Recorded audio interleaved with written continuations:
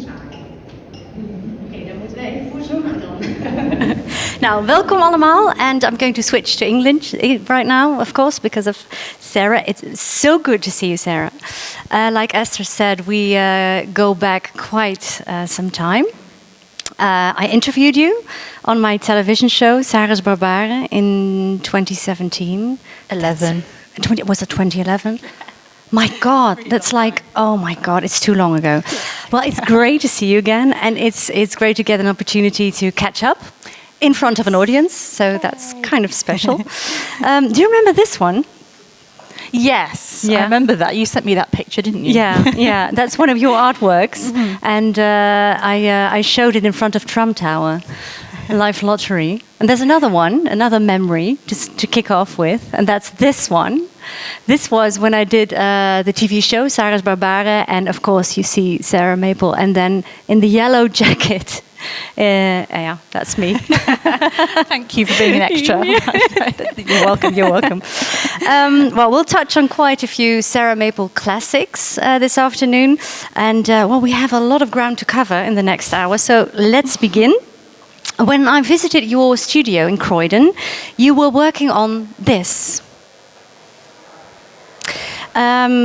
Let's see that the people around you, because obviously it's you in the middle, the people around you are friends and family? Yes, and volunteers. Volunteers, basically, okay. yeah. Now, what do you have against taboos? Well, I always feel like if something is awkward and not spoken about, and I think especially if it's a woman's issue, then I suppose I feel compelled to make a point about that. And also highlight the fact that it's a taboo. Like in this picture, I deliberately wanted to draw attention to the fact that people are shocked, and I told them, everyone that was in the picture, to just look like it was like Armageddon or something, like something terrible had happened. So that's why everyone is looking so extra, basically, in it. It just kind of highlight the absurdity, the shame, I suppose, that comes with women's bodily functions. And you grow up, like earlier we were talking, and then you said, with the menstruation. Yeah. So I caught myself. I said, we begin with the image with the menstruation. And that's, of course, what this is all about. Not having to say, just saying menstruation, yes, you know? Something like that. Yeah. Period. Yeah. So with this work, you wanted to get that out of the taboo sphere. Yes, exactly. Yeah. Yeah. I like to do that in a lot of my work. Basically. Yes, you do. Yeah. And you do that often by provoking. Let's have a look at the next work, which is another Sarah Meuleman classic. This and other images at the time really ignited quite a shockwave.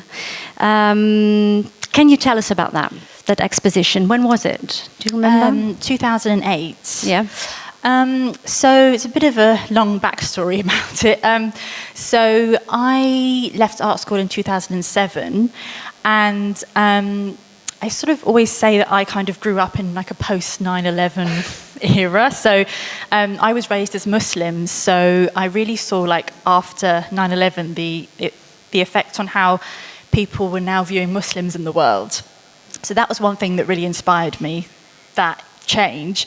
And I was brought up as a Muslim from my mum's side. So my dad's British and was from like a Christian background, and my mum's Muslim. And so I made a lot of work at that time about the complexities of how you navigate two different cultural upbringings and navigating being a British Muslim at that time. And also a lot of negative stereotypes about what it was to be a Muslim woman. So I made a lot of images that I thought were funny, basically. Just kind of trying to question that idea or make people laugh or just kind of rethink this idea of Muslim women as like victims or something. So I wanted to kind of take ownership of that and just sort of put more pop culture images out there that were different. Was it about the fun? Were you trying to evoke a smile, or were you trying to evoke, well, a kind of shock in a way?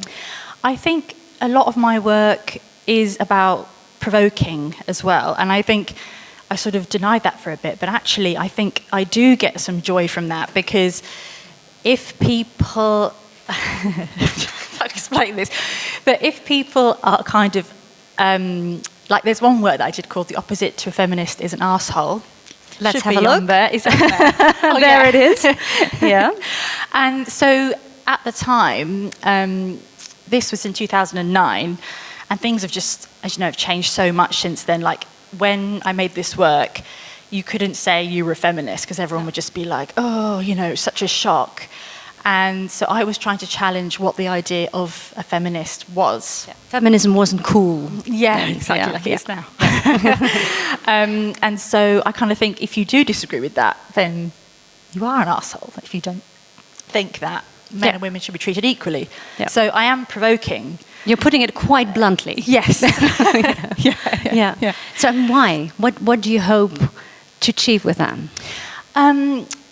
Well, my work does cause a lot of debate. I think people initially, it's difficult because sometimes people are finding it funny and I'm enjoying that finding it funny and they're getting it.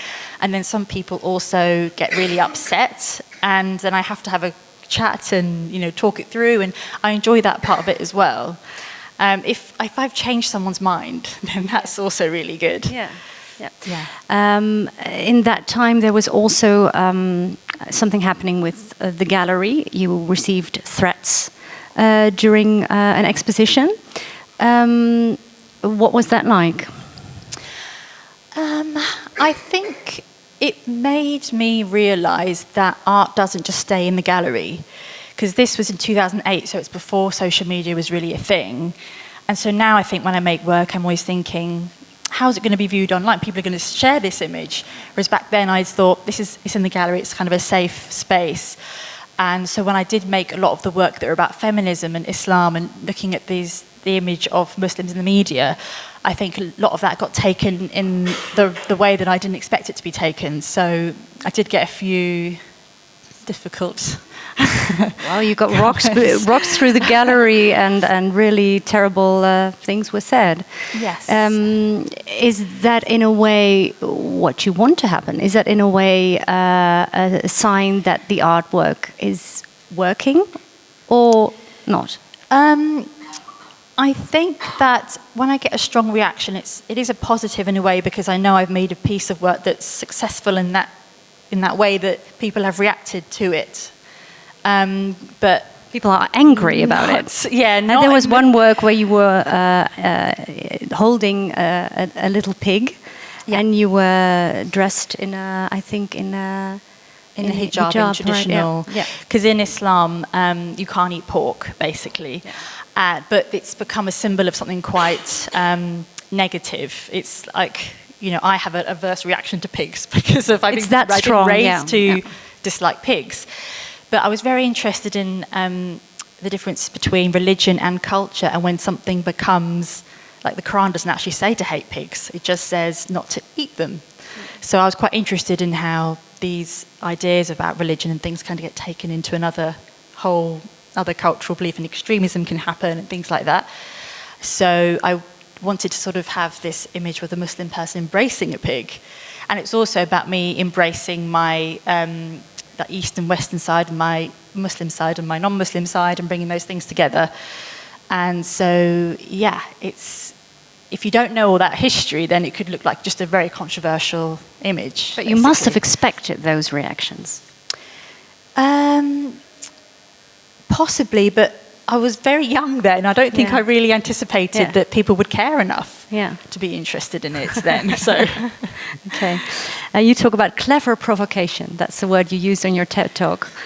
I use clever provocation, which is not, it's different than, you know, provocation for the sake of provocation? Yeah, because I don't believe in provoking for the sake of it. I don't think there's any point in that, and I wouldn't do that. I think it's very important to stress then why you do it, because I think it's easy to think that you're out to provoke, and that's it. Yes, and I think it can look like that if it's out of the context sometimes. But for me, the provocation has to have a deeper meaning behind it, or just provoking. Some people might just like provoking for fun, but I want to provoke to say another message about something that means something to me, I think. How about the freedom of speech? Because you talked about that a lot as well. And is everyone free to say whatever they want and to depict whatever they want? Well, my opinion on this changes a lot because, I don't know, in Britain it's very much like, very extreme views at the moment that are coming out and you think, it really does make you think with social media as well. But I made the video work. I don't know if we want to show it. We'll come to that later, yeah. Okay. Yep. Because that work for me was inspired by how I felt like my freedom of speech had been taken away a little bit. And it took me a while to get it back again, I think. But after that work on the topic of the Islam, you haven't made a lot of work about the Islam after that. Was that a conscious decision? I don't think it was a conscious decision at the time, but looking back on it, I think it probably was. Oh, really? A subconscious, conscious decision? Yeah, I think I moved on to a different subject.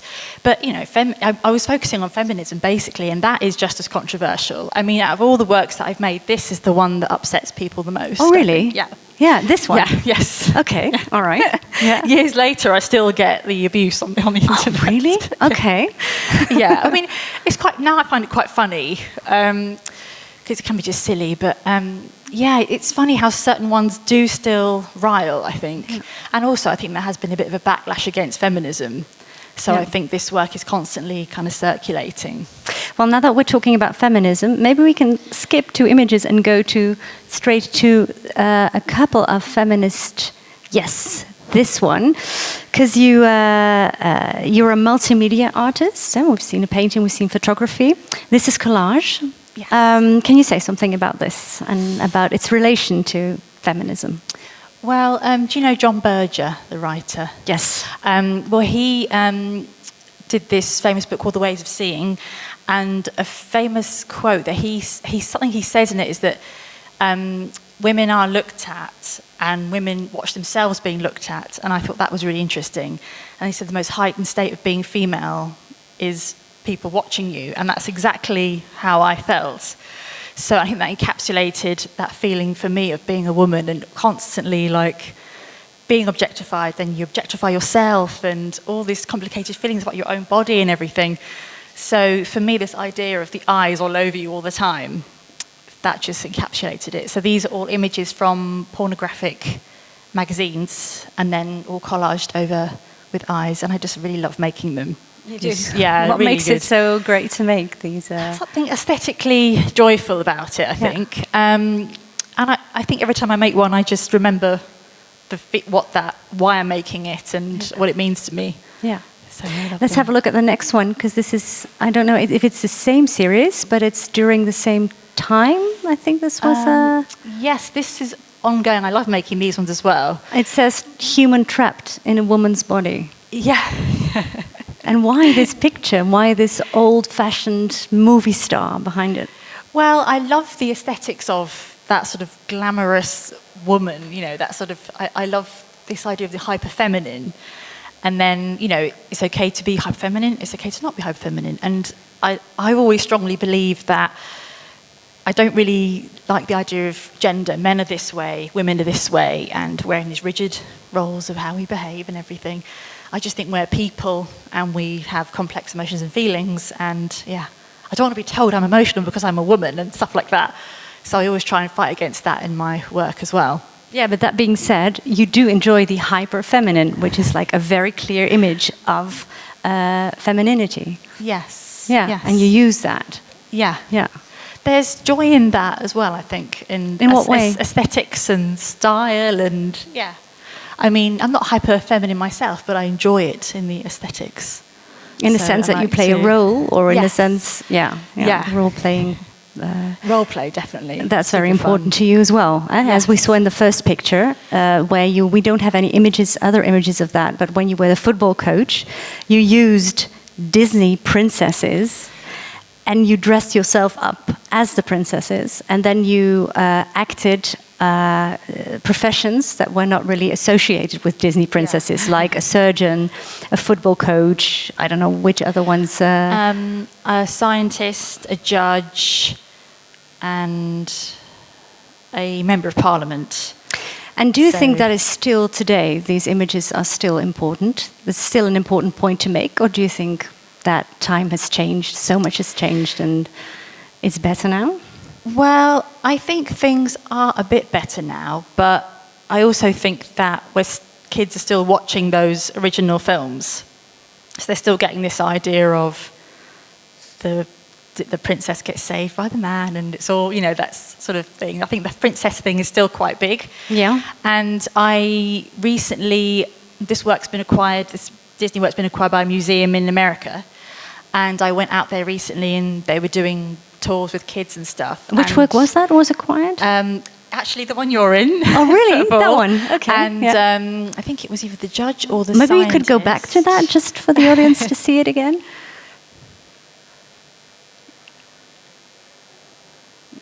Yeah, that's it. Yeah, so you're in a museum in America now. I'm in a museum in America. Gosh. Yeah, so just to have kids and people of all ages really relating to this work and having really good chats with them and stuff. Yeah. So I thought, this work, I think it still speaks to people, I think. But do young people understand what you're doing? Do they see that it's strange, that there's something off? I think they do, and often they are saying more intelligent things than I think, like the things I've come up with. They're just so great hearing the kids talk about it. Yeah? Yeah. Like what things? Is there something you can think just, of? just like, she shouldn't be, one thing was they're doing man's jobs or something. Oh, really? They said and that. I thought, well, it's interesting because no one ever saying these are man's jobs, No. but they're sort of picking out, they understand the roles. Which actually means that not so much has changed if they still see those jobs as men's jobs. Yeah. Which is kind of sad. Interesting, yeah, and then challenging that as well. Okay, yeah. Do you ever feel trapped in a woman's body?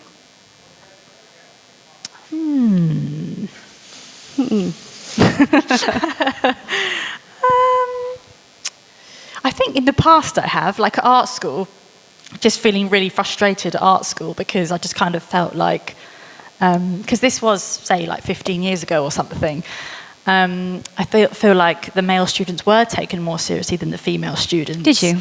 Yes. How did you see that? How did you... So do we have the I wish I had a penis one? We don't. Yeah, that's okay. Let's describe the I wish I had a penis one. So basically, this incident actually kind of started the whole of my career off, I think. So I was in the last year of art school, and when you're at art school, you have to go around and do all these like crits where you basically talk about your work to the group, and it's really terrifying and horrible. That's the one. Thank you. Yeah, so basically, we were all going around, we were talking about our work, and I noticed on this one day that every time that the men spoke about their work, we took them really seriously, and we were like, oh, yes. And then when the women spoke about their work, we would just berate them. And I was part of it, all the women were complicit. The women were also breaking the women? Complicit, okay. Yeah. And then I was driving home and I thought, that was really weird. I thought all the men were taken, we all respected what they had to say. And I just thought, I wish I was a man, because if I was a man, I'd be taken seriously. And this, I wish I had a penis work just came into my head. So it's a triptych. One's in traditional Islamic dress, one's in underwear, and one's in a suit. So it says, I wish I had a penis, because then I'd fuck you, then steal your job. And I was very amused by this. And I hadn't made anything like this. I basically just been doing rubbish paintings up to this point. So I made this work, and then I took it into the next crit, and then everyone was just like, no, what are you talking about? We don't need feminism, you got it all wrong. Everyone was just reacted so strongly, and they resisted it really. Yeah, and my tutor actually said, who was a man, he said, actually, this is really good, and go away and make more things like this. So that really inspired me, because no one had ever reacted to anything I'd made before. And so that was really a very important moment in your career, kind of a switch. Yeah, and that was the first time I actually used a camera. So then I took all the other pictures and I realised the power of images, I think, for the Is it also the first time you use yourself in the... Yes. Yeah. Yes. And why did you decide to do that? Because in a lot of your work, you are featured yourself. Why don't you take a model or someone else to depict? Yeah, for me, it's very important that it's me in the picture. Firstly, it's really fun being in the picture, and I love being in the picture. Oh, because of that woman being fun. Objectified and... I think there's a joy in the performance. Okay. I love that. Right. Like in the other one with the But you make yourself player. the object. Yes. Yeah. But oddly, I don't really see it as me in the picture. Okay. It's a whole nother thread. But I think there's a certain anger or something I'm trying to get across, which I think really comes across in the facial expression. And I don't think I can explain that to someone else. It's like my unique experience, I think. Yeah, you wouldn't get someone to get that exact face that you would like for the picture. Yeah, and the face has to be exactly right. If the face isn't right, then the whole picture doesn't work, yeah. So sometimes there's like 500 pictures, and then there's the one that's got the glint in the eye, and then I know that's the one. Does it always happen when you do that? Do you always get that one, or do you sometimes have to do multiple series to get that? Yeah, sometimes I'm taking hundreds of pictures to get just one picture. Yeah. Because it has to be just the right level of attitude. So I can't explain it. It's just an instinctive feeling that I have. Do you do it by picture. yourself? Is there someone else watching? Is there someone with a camera, or do you have this? Do you do it by yourself? You got a clicker. Then I didn't have a clicker, so I had to press the button. I used to have to get some weird thing as focus, press the button, run in front, and quickly. No. So you mean like in this bikini, you kind of were, and then to get this picture made. Wow. That was in the hallway of my mum's house. The hallway of your mum's house. Wow. So yeah, now I only take them by myself now, because in the past I have had other people take them, but I think my vibe is off sometimes if someone else is there. Yeah. Maybe I trust my partner, but apart from that, no. It's not as intimate. I can imagine it gives a different atmosphere. But again, so much has changed, because these days everyone takes pictures of themselves. Yes. Isn't that funny? Because in 2011 that wasn't happening, and now it's like so also the meaning of the artwork changes because of that, probably. Yeah. Well, you said something interesting earlier. You said I don't see the person in the picture as me. Can you say something about that? Yeah, because I feel like I need to keep a personal distance in a way. And if I see my own smile, then I can't use that either. Wait, but it is you, This looks Sarah. weird. Sounds really weird, but yeah, if I feel like it's too much of my personality coming across, then it doesn't work. It has to be a different... I don't know, a performance, a character, yes. A character? Yes. Wow, that's interesting. Let's just go back to the different genres that you're working on. This is the collages, that's where we ended up. Is it important as an artist to keep reinventing yourself, you think? For me, it is, yeah. I think I always need to push myself. Because David Bowie said, if you're not feeling uncomfortable... David Bowie. Oh, okay. All right. He said, if you're not feeling uncomfortable in the medium that you're working in, then you're not doing the right thing. So he said, you need to be uncomfortable and you need to always be out of your comfort zone. So I always try and push myself to do the next thing. But you don't have to change medium for that. I mean, you can change the subject or... Yeah. And you really change the whole shape of the artwork. Yeah, I feel like I need to explore everything. And for me, the message is the most important thing, what I'm trying to communicate, what I want to say, what I want to get across.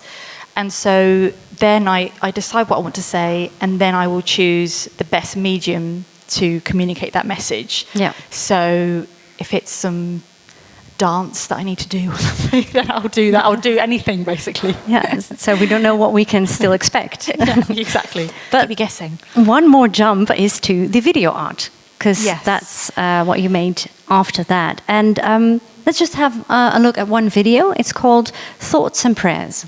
Okay. Do we need to move out the way? No, please. I think it's best if we see it first and then talk about it. Are we in the way? Are we in the way? No. Oh, okay.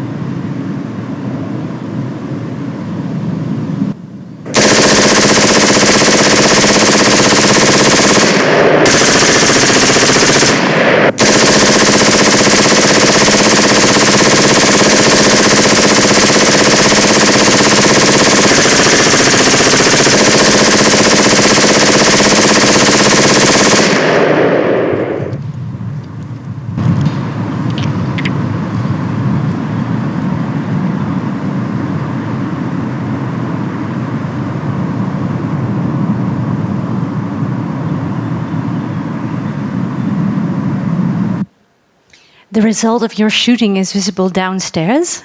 It is exhibited. Did you take shooting lessons for this, or? No, I just turned up and the guy showed me. And you took the thing and you just went, let's just do this. Okay. Yeah. How did the idea for this come up? What? Well, this was made in 2018, a very politically frustrating time, I think. And I think in the UK as well, a lot of post-Brexit horribleness and just frustrating situations with the refugee crisis and all this fakeness of where the government, we're going to help, and then you don't see any results. And then I think I just got really frustrated when there was another shooting in America and they said, thoughts and prayers, and I just got really angry because I just kind of thought, I'm so sick of all these politicians saying, oh, we're so sorry, but you're not going to do anything, are you? So I just came into my head, basically just popped in there. So I'm so frustrated, I'm going to go and just shoot this thing to bits. So that's what I did. In a forest? Yes. Why a forest? That's where I was allowed to use the gun. Yeah. Yeah, that's kind of smart. And a cool aside, my claim to fame, Marina Abramovich saw this video and said I looked cool holding a gun. So that's my claim to fame. Marina Abramovich, wow. I think you look cool as well, actually. How is video art different? Because, it's so easy now. It seems like you kind of go through all these different media so easily, but it's completely different. You have someone filming this, obviously. You didn't do it with a clicker. What was it like? In what way is it different? It is actually very different because I'm not in control of it, so I have to really trust the person who's filming. And I've met someone now who I really trust to do things how I want them done, but also give me that creative input as well. That is a different experience, but I've actually been learning this past year to do my own editing and filming, so I can have that complete control. But I really do love the performance element, because I think I get something else from that. I don't know if it's worth showing the freedom of speech one. That's a good example, or is it it was a bit too long? Yeah, you can perhaps describe it a little bit, because it's a very strong video. Yeah, and you can see it downstairs if anyone wants to see it. It's about 5 minutes. And where is it in the downstairs? It's in a separate area, right? Yes, it's in a room off the side. It's let me find out where it is. The action room. That's what it's called. It's in the action room. Around booth 29 in the action room. You should go see it. It's really strong. Tell us what happens there. So this work was made around me assessing what we were talking about freedom of speech, and do you really feel that you really have it? And I was inspired by this activist in 2012 who in the UK, she campaigned to have a woman remain on a banknote because it was all men and the woman was going to be taken off. And she got absolutely annihilated for this. And it wasn't even a controversial thing she was trying to do. And it made me think, everyone was saying, but it's their freedom of speech to have a go at her for doing this. But why was she annihilated? Because people didn't like the fact she thought a woman should remain on a banknote. Okay. People got upset about that. Okay, I don't know why. But she got death threats and rape threats. So it was quite a big story. And this was when? 2012. Okay. And then I started to think about, okay, so she's done this campaign and people have abused her for it. And so they have their freedom of speech to abuse her, but then what happens to her freedom of speech now? And is she going to keep campaigning, or is she going to be too scared? And it made me think about my own work, and if I had stopped making certain things because I was worried about the backlash. What we talked about earlier, the Islam works, for instance. Yeah. So in this work, I'm basically talking to the camera for 5 minutes about my work. And every now and again, so I'm talking for about a minute, and then a hand just comes out of nowhere and just slaps me across the face. And then as I'm talking, the slaps kind of continue until in the end I just sort of break down. I just cried, basically. And I hadn't intended to get upset. No? Hadn't you? Because I was wondering about that. I just had this idea, would it be interesting if I got slapped in the face when I was talking, what would happen? And I don't know, it's so interesting because I couldn't plan that, I couldn't control that. So that's what I love about performance, is that you're completely out of your control and comfort zone. Which is interesting because you said a couple of times, I want to control this, and now I can edit, I can control this. Yeah. But at the same time, as you perform, you also love the fact that you're out of control and whatever happens, happens. Yeah, and there's not mistakes, but the things you don't expect to happen. So I was starting to, because basically it's my husband, he slaps me. Oh, really?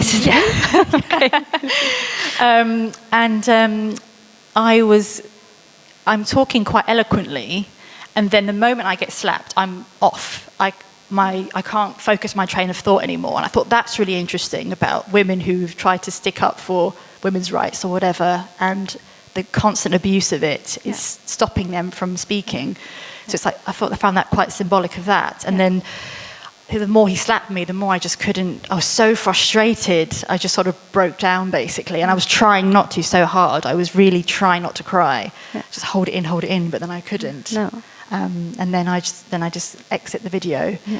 So it was the first thing I'd made that was kind of emotional like that, I think. Yeah.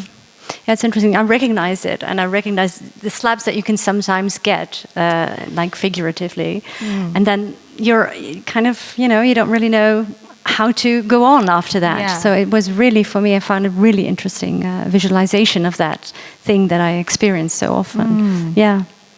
Another work that I really, really love is the one we are going to look at next, and it's this one. It's called Labor of Love, and you've become a mother. Yes. And your daughter is called Bibi, is that true? Yes. Yeah. And she's now nearly 2. Nearly 2. Yeah. Tell us a little bit about this work, because it is you with Bibi in the middle, yeah, and on every image, and there are 650 of them. Yes. I heard. Yeah. What did you do? What is this? What is this? So, where do I start again? So, before we had her, we went to these parent and baby classes. They teach you how to have a baby and stuff. And one person in the group was talking about the benefits of breastfeeding. And she said, one benefit is that it's free. And then I thought, is it free? Because it's an emotionally exhausting, time-consuming task that women are supposed to do for at least 6 months. And is that really free? Is that time free? And if it is, it's because we don't value the work that women are putting in. So that's stuck in my head. And then when we had her, we were just basically keeping a track of all the times we fed her on this app, just so we knew how many times we fed her. And as the weeks went on, just this reams and reams of data of all the times we'd fed her, I thought this was really fascinating. So I decided to count all the data, and I had to cap it at 3 months, because after 3 months, we'd already fed her 650 times.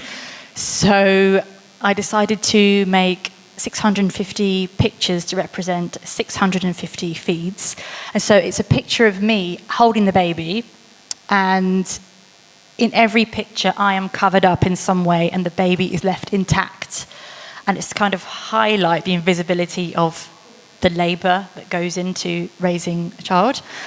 And yeah, we showed it at Art Rotterdam with Cockboss Gallery last year.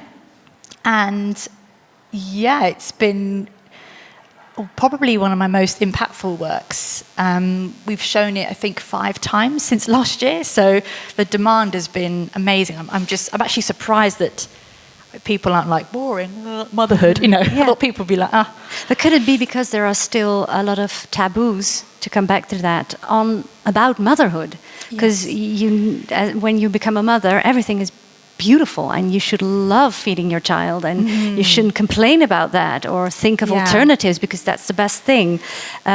Is it the taboo that probably works again with the people, and why they love the work so much? Yeah, I think it's bringing up something that's unspoken. And I think for me, because at the moment it's on show in Middlesbrough, and they've exhibited it on a massive wall like this, so it basically fills the whole wall. And I think for me it's so interesting that, you know, with this, you can't hide from it. Like, I think so many times women are sort of told to be quiet, and we're not believed about sexual assault or other things that we talk about, like microaggressions or at work when you're not listened to and people are like, yeah. But with this work, it's like, this is data. You can't argue with this. You can't tell us that it's not true. And that's what I like about the fact that you can't hide from all this work, essentially. No, it's very impressive. It's literally a wall of work that comes at you. Yeah. You once said that art to me is about saying the unsayable. Can you say something about that? It's unsayable, so it's unsayable. Too bad. Next question. I think in life I find it very hard to say what I actually think.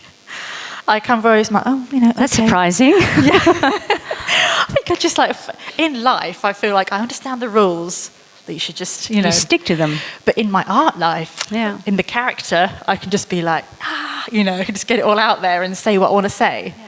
And so with this work as well, it's like just out there and loud and proud. And it's the way of putting out something out there. I couldn't possibly say, I think. And you say it very loudly and provocatively. Yeah, beautiful. Has motherhood changed you as an artist? I don't know. I think half my brain has disintegrated, I think, since having a baby. It's quite a change. It'll come back. But I think you look at things in a different way, definitely. And half my brain is with her. So, that's a new way to adapt, I think. But I just get inspired by that as well. So I'm always just channeling any new experience into work, as you can see. I remember we had a chat about this before you had a baby. And you said, I don't know if I can go on working in the way. And it has inspired you. Yeah. Great. I've asked you to share something with us that is indicative of the direction that your work is taking now. I don't know what you've chosen, so let's take a look.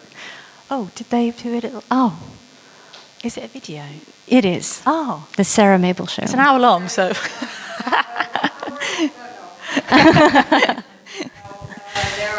Maybe you can explain. There are 6 series of 10 minutes, and we just picked some. We did some cherry picking with some scenes. Okay. Maybe Sarah, you can explain first what it is, and then we are going to see a few snippets from it. Yeah. Okay, so I was commissioned to make a work that was inspired by art and comedy, because a lot of my work's humorous. So I decided to make my own version of a sitcom.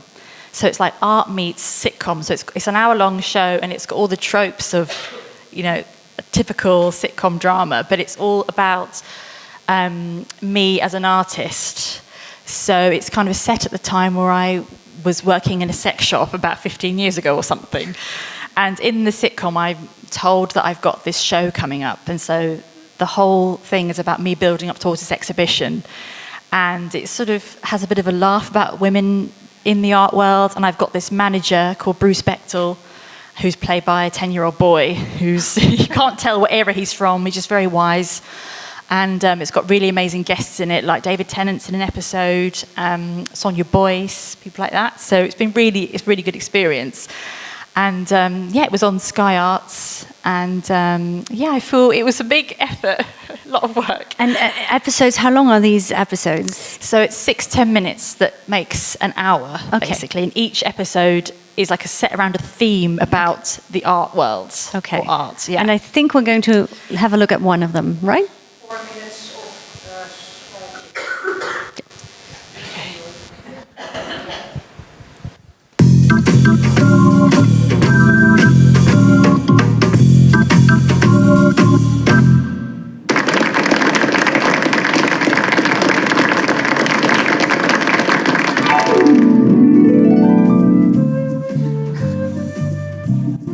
Like I was saying, so he texts and put Jen, full stop. We're done, babe, full stop. Please stop texting me aubergine emoji.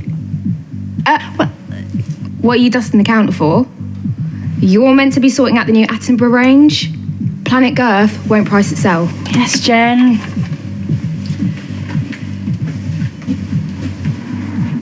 The only female artist we booked this year has pulled out. We need to replace her with another woman or we'll look bad. Do you know any women? Got a Muslim one? Great. Hold on, how we talking? Only half. She doesn't go on about it. Great. She's got 6 weeks. But hey, remember, whatever happens, this is your show. It's your work, your platform. It's got to be your vision. This is not an instruction. It's just definitely what you should do. Well, fine. Let's brainstorm some ideas. How about a sexy shark wearing a swastika? You can have that one. Thanks. I'll think about it. Sexy shark eating a Nazi? No. Nazi eating a sexy shark then? Again, no. Nazi shark with just huge breasts? No. Huge-breasted Nazis fighting sharks? Bruce, are you okay? Nazi shark with a swastika-shaped batty crease? God, what? No. Hitler. Reading shark magazines and having Tommy Tank? Please stop. Hitler. Oh, Hitler. Well, there's plenty there. You can have all of those ideas, honestly, no problem. Thank you, Bruce. Look at me. This exhibition is an opportunity for you to prove yourself. Nothing for you to worry about. It's just printing a copy. It's like rejuvenating, or whatever it's called. It's called regenerating, yeah? And that's not how art works, because this piece is part of me, and now you're trying to yank it out.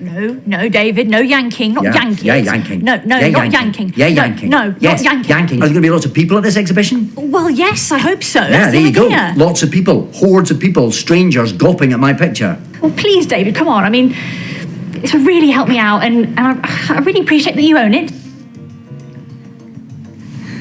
Is that really all you took from that? Don't worry, darling. I've got just the thing for you.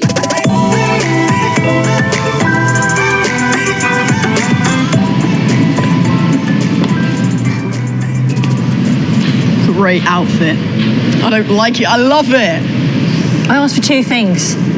One was to be comfortable. The other was to be sweat-free. I am neither of those things. You look great, kid. Idea. I have loads of good ideas. I think your listeners will agree that a sitcom as an artwork is a very good idea. I think my listeners will decide when they watch it on the TV like other sitcoms. It's not a sitcom, it's artist moving image. Fascinating. Tell us more.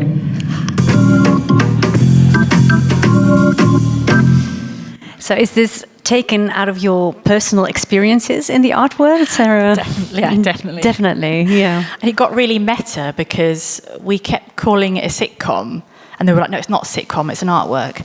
So then we did a whole episode about arguing about whether it was an artwork or a sitcom in that scene there. And why am I afraid to say it's a sitcom, and why is it bad if it's a sitcom and not an artwork? It was like... And did you have that same discussion also with your real agent, or...? That he is based on someone who I will not mention who's based on. Okay. But it's funny when, like, just how people always say, you know, you should do this. We try and give you ideas and stuff. Yeah, they And you have to do. be like, They really "Oh, do that. Yeah. You have to be like, okay. Yeah. So yeah, a few clips there from an hour long. But So you lots decided to see. do a sitcom. Why? I love comedy, really inspired by comedies. That's one thing that really influenced my work. And I think it was a really fun experience. I think it was another thing to do that I just stretch what I can, what I can achieve, and completely new challenge. Well, I think now is a beautiful moment to go to the audience and ask if there are any questions here for Sarah, now that she's here. Anything you would like to ask her that I haven't asked before? Anyone? Yes, two, maybe first. There in the back. Here? The first one was over there. In the back. Was that a question? Oh. Nou, nu de microfoon is, zeg zo heel. Sorry. Dankjewel. Thank you. I was looking at the picture with the eyes on the lady, the collage, and you were telling that they were taken from porn pictures, but it sort of looks like they're all women's eyes. Was that deliberate, or is that true or not? Why did you choose for that? Why women's? Mainly because it's mainly women's eyes in magazines, one. So that was the main source.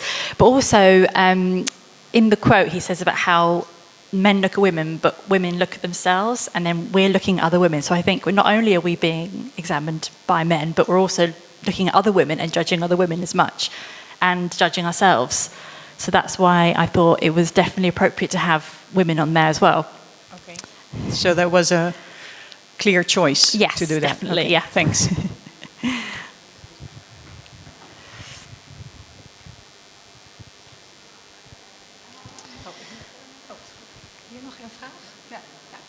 I was wondering, you have lots of ideas in your work, and I guess in your everyday life as well. You just go around having ideas. How do you select which one you're going to choose to do an artwork from? I think if something is, I find it really exciting and I can't get the idea out of my mind, then I know it's one that I have to make, basically. I just feel compelled to make it. Sometimes I have an idea and I think, oh, that's brilliant. And then the next day I think, that's terrible. What was I thinking? So I often sit on something for like a week or something, and then I'll make it. Maybe not a different question, the same, some are similar, about freedom of speech and taboos. Suppose you have an idea, you want to explore and maybe put it into an artwork. Mm-hmm. Do you ever restrain yourself thinking about the consequences? I mean, there's been examples, Charlie Hebdo, here in Holland, Theo van Gogh and so on, who've been seriously injured or hurt, or killed even. How do you go about those issues? I made the decision that if I had an idea that was controversial, but I still really believed in what I was saying, then I would still make it. But there's not been anything where I've thought, oh, I can't make that still. So I've not actually held back from anything yet. I may have held back from showing my work in certain places, possibly, but and thinking about the context a bit more. But yeah, I've not made something yet. Not self-censored yet. I have a question about the same piece. You said, my husband slaps me in the face all the time. I was just wondering, how did that make him feel? Good question. I hope he didn't take any joy from it. But,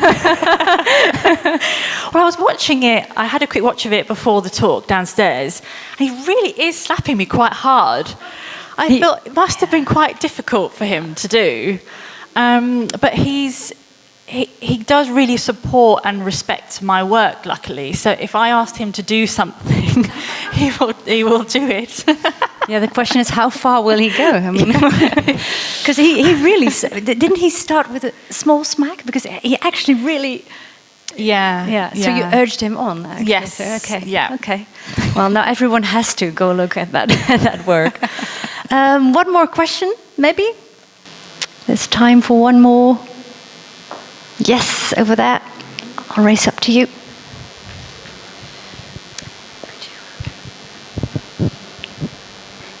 When you look back at your youth, can you remember the first time you made a statement or something funny on purpose? And was it a success? It wasn't a success, did you say? No, was it a success? Oh. Just the very first time you did something on purpose to entertain or to make a statement? I think it was definitely this one that says, I wish I had a penis, for sure. That was the first one that I hadn't made anything like it before, and I wasn't even sure that it was good. But I just really enjoyed it, basically. I found this funny, and if I'm finding it funny, someone else must. And I think that's kind of what gets me through with my other work when I'm not sure. And did you also mean as a child, when she was a child? Yes, Oh, the as a very child. first time you said something, and do you remember that? Something funny or something provocative? To provoke something, to provoke a response. Yeah. Oh, that's a hard one. I don't think I did, actually. Were you very I think I was good? Yes, actually, Yes, yeah. you were? So I think I was always like do well at school and behave and, you know, all that, following all the rules. Yeah, until it all went to art school and it was with this blown work. Yeah, out. okay. Well, And my parents were like, "What's happened?" Yeah, you can see the result of that revolution downstairs, because in a few minutes Sarah Maple will be signing the book, this book, and this book with all 650 works of labor of love. And you can find Sarah in booth 29. Thank you so much for this talk, Sarah. Thank you all for listening, and see you later. Bye.